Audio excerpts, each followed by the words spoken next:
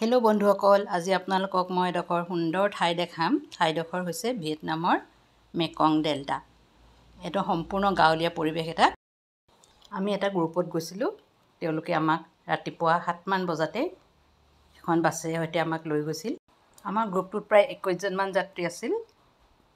Guide আৰু লগত এজন টুৰ মেনেজাৰ আছিল। আমি ছেপ্টেম্বৰ মাহৰ 30 তাৰিখে ইয়াৰ পৰা ৰাওনা হৈছিলোঁ। ইয়াৰ পৰা আমি কলিকতা গ'লোঁ। কলিকতাৰ পৰা তাৰপৰা আমি যাত্ৰা আমাৰ আৰম্ভ হৈছিল। আমাক এইখন বাছেৰে লৈ গৈছিল। আমাৰ কাৰণে এখন বাছ আমি যেইকেইদিন ফুৰিছিলোঁ সিমানখিনিৰ কাৰণে বুক হৈ আছিল এখন বাছ। বহুত সুন্দৰ জেগা। আহকচোন চাওঁ। এয়া আমি বাছৰ পৰা নামি এইদৰে এইটো এটা তেওঁলোকৰ ফেৰী ঘাট হয়। এই ঘাটটোৱেদি আমাক তেওঁলোকে এখন সৰু নাৱত উঠাই আমাক লৈ গৈছিল। এখন মেকং নদী হয়। আমাক এই নাওখনেদিয়ে বা এই ফেৰীখনেদি আমাক এই গাঁওখনলৈ আমাক লৈ গৈছিল।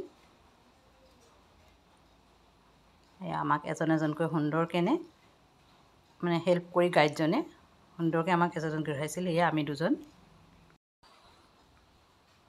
এয়া আমি গৈ আছোঁ। এইটো ঘাটটো। নদীখন পূৰা পানী আছিল। অলপ ভয় লাগিছিল কাৰণ এনেকুৱা নাৱত উঠা আমাৰ অভ্যাসটো কম হয়। এয়া আমি গাঁওখন পাবলৈ হ'লোঁ আৰু গাঁওখনত পোৱাৰ পাছত তেওঁলোকে আমাক তেওঁলোকৰ লোকেল চাহেৰে আমাক ৱেলকাম জনাইছিল। তেওঁলোকে হনি টি বনাইছে। এগৰাকীয়ে ডাইৰেক্ট বনাই আছে আমাৰ চকুৰ আগতে। কি ধুনীয়াকৈ বনাইছে চাওকচোন তেওঁলোকে বনোৱাৰ নিয়মটো। বহুত সুন্দৰকৈ বনাইছে।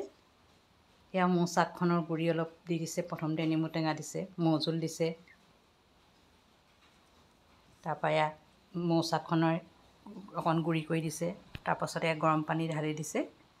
ভিডিঅ'টো সম্পূৰ্ণকৈ চাবলৈ হ'লে মই এটা ভিডিঅ' বনাই থৈছোঁ, চাব পাৰিব। এইখিনি ৰেডি হৈ গ'ল। এতিয়া আমাক খাবলৈ আগবঢ়াই দিছে। লগত কল ফ্ৰাই দিছে। তাৰপাছত তেওঁলোকে আমাক ব'ট ৰাইডিঙৰ কাৰণে লৈ গৈছিল। এটা বৰ সুন্দৰ পৰিৱেশ, নজনা নেদেখা আগতে। বৰ ভাল লাগিছিল। আমি যোৱা দিনত বহুত বৰষুণ পালোঁ। বৰষুণ পোৱাৰ কাৰণে পানীবোৰ অলপমান পৰিষ্কাৰ কম আছিল আৰু এইদৰে আমি ৰেইনকোট পিন্ধি যাবলগীয়া হৈছিল। এটা ষ্টেপেদি আমাক এনেকৈ তললৈ নামি এনেকুৱা সৰু সৰু ব'টত আমাক লৈ গৈছিল। ব'ট চলোৱাকেইজন প্ৰায়কেইজন লেডিজেই আছিল। এইদৰে আমাক এখন ব'টত উঠাইছিল। এয়া আমি 3জন, লগত আমাৰ গাইডজন। এনেকুৱা এটা লুংলুঙীয়া বাটেৰে আমাক পৰিৱেশটো বৰ ধুনীয়া। ছাইডৰ গছবিলাক দেখিছেনে?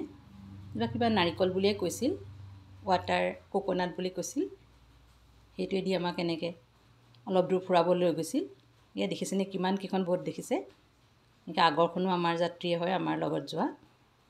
পৰিৱেশটো বহুত ধুনীয়া। পানীখিনি যদি চাফা থাকিলহেঁতেন আৰু অকণ নিশ্চয় ভাল লাগিলহেঁতেন।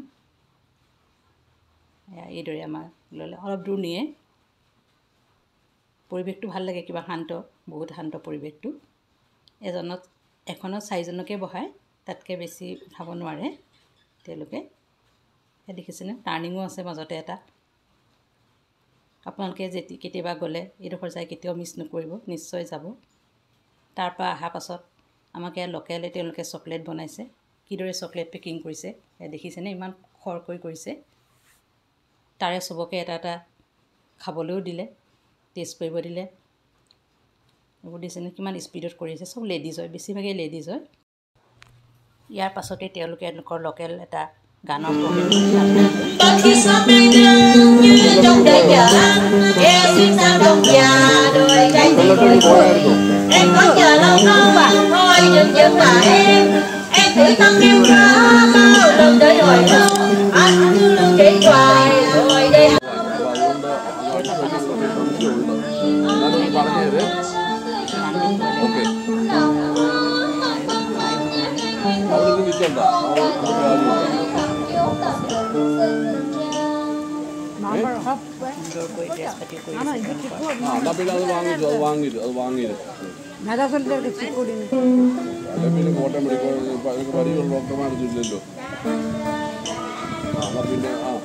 വാങ്ങിച്ചോണ്ട് പോകും.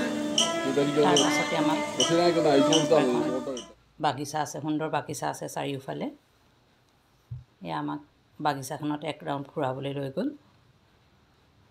বতৰটো বৰ বেয়া আছিল, আমি ছাতি টুপি এৰিবই নোৱাৰা হ'লোঁ। তাৰপৰা এখন লোকেল মাৰ্কেট হয়, তাতে আমি এই টুপি কিনিছিলোঁ। এই টুপিটো কিদৰে তেওঁলোকে গাঁঠি মাৰে চাওকচোন, বৰ ধুনীয়া ডিজাইন তাত মাৰে গাঁঠিটো। মই তাৰ ভিডিঅ' এটা কৰি আনিছিলোঁ, ভাল লাগিছিল। মাৰ্কেটখনত কিনিলোঁ, বহুতকেইটা বস্তু কিনিলোঁ। মাৰ্কেটখনতো যিমানবোৰ আছে চব লেডিজে হয়। সেইজন আমাৰ ট'ৰ মেনেজাৰজন। তাৰপৰা আকৌ আমি নাৱেৰে আমাক আকৌ এডোখৰ জেগালৈ লৈ গ'ল, তেওঁলোকৰ লোকেল খানা খুৱাবলৈ লৈ গ'ল। তাত আমাক দুপৰীয়াৰ খানাটো তেওঁলোকে লোকেল খানা খোৱালে। দেখিছেনে, এইবোৰ চব বইল হয়, তেওঁলোকে তেলটো ইউজ নকৰাকৈ খুৱাইছে, তেলটো নিদিয়ে। এইবোৰ তেওঁলোকৰ খানাবিলাক হয়, মই নামবোৰ ইমানকৈ নাজানো। চুপ, ৰাইচ বা এইবোৰ বইল বস্তু অকণো, এই শাকখিনিও বইল হয়। ভাতখিনিও এই বৰা চাউলৰ টাইপৰ আঠা আঠা, ভাল লাগিল খাই। এয়া এবিধ ৰোল হয়, লোকেলে হয় চব বস্তু তেওঁলোকৰ। এইখিনি মিক্স চব্জি হয়। এই পাপৰখনো চাউলৰ গুড়ি পিঠা পাপৰ হয়। তাৰপৰা আকৌ আমাক এই নাৱেৰে আকৌ লৈ আনিল। নাৱেৰে লৈ আনি পেলাই আমাক এই নাৱতে তেওঁলোকে এতিয়া আমাক কি কৰিলে, ডাব এটা খাব দিলে। ডাবটো কি ধুনীয়াকৈ কাটিছে চাওকচোন, আমাৰ ফুটা এটা কৰিয়ে খাব দিয়ে, তেওঁলোকে ইমান ধুনীয়াকৈ কাটিছে, দেখিছেনে? আপুনি নিজে এৰুৱাই পেলাই খাব পাৰিব। তাত পাইপডাল থ'বলৈও এটা সুন্দৰ ব্যৱস্থা আছে। এয়া তাৰপৰা আমাক এই গল্ডেন পাগোডা এটা আছে, সেইটোলৈ আকৌ বাছেৰে লৈ আহিল। সেয়া শ্লিপিং বুদ্ধা, দেখিছেনে কিমান ডাঙৰকৈ বনাই থৈছে। আৰু দুজনমানৰ আছে, মই ভিডিঅ'কেইটা বিচাৰি নাপালোঁ। বহুত ধুনীয়াকৈ বনাইছে, গছৰ কাটিংবোৰ কি সুন্দৰ। এয়া আমাৰ গ্ৰুপৰ মানুহখিনি হয়। এয়া গল্ডেন পাগোডাটোৰ ভিতৰৰ দৃশ্য হয়। তেওঁলোকে এজনক সন্মান কৰে, তেওঁলোকে বৰ ধুনীয়াকৈ থৈছে। ৰবাব টেঙাৰো তেওঁলোকে সজাই থৈছে। আৰু এইবোৰ লোকেল অৰ্কিড হয়, প্ৰায়বোৰেই লোকেল অৰ্কিড হয়। পাউডাৰটো বৰ ধুনীয়াকৈ সজাই থৈছে, চাওকচোন কিমান ধুনীয়া ডিজাইনত বনাইছে। শান্ত পৰিৱেশটো, বৰ ভাল লাগিল গৈ। আপোনালোকে নিশ্চয় যাব। যদি ভিডিঅ'টো ভাল লাগিলে লাইক, কমেণ্ট, শ্বেয়াৰ কৰি দিব। ভিডিঅ'টো চোৱাৰ বাবে আপোনালোকক ধন্যবাদ। আৰু মোৰ ভিডিঅ'টো ছাবস্ক্ৰাইব কৰি দিবচোন আপোনালোকে যদি নাই কৰা। ভিডিঅ'টো চোৱাৰ বাবে থেংক ইউ।